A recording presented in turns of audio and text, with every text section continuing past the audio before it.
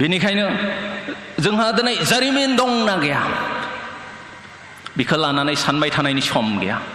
जोंहा राव हारिमु दं।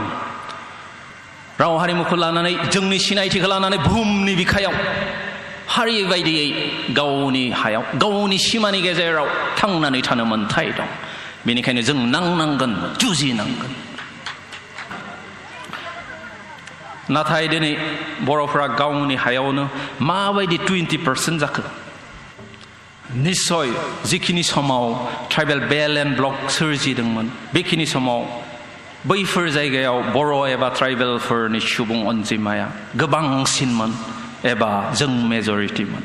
जायनि थाखायनो आसाम सरकार आरो बै समनि गिबि मन्त्रि गपिनाथ बरदलैया बर' एबा ट्राइबेलफोरनि थाखाय ट्राइबेल बेल्ट आरो ब्लकफोरखौ 1949 मायथाइयाव सोरजिनानै होदोंमोन। मोनसे हारि होननानै सानोब्ला आरो गासैबो सैथोआव थायोब्ला आरो फोथायोब्ला जोंखौ बे बुहुमाव रावबो बोखावनो हानाय नङा।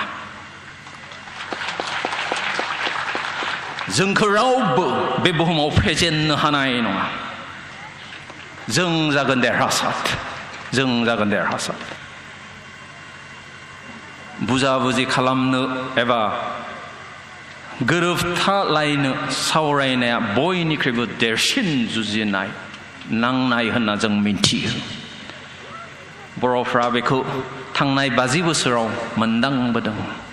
खनफ्रोमबो सोरखारजों सावरायनो थांनायाव बर'फ्रा जेनदों, थगायजादों। बेनिखायनो जों सांग्रां जानांगोन। जोबथा आरो जौसिन मेलेम आरो गियान गोलो बाहायना दावगालांनांगोन।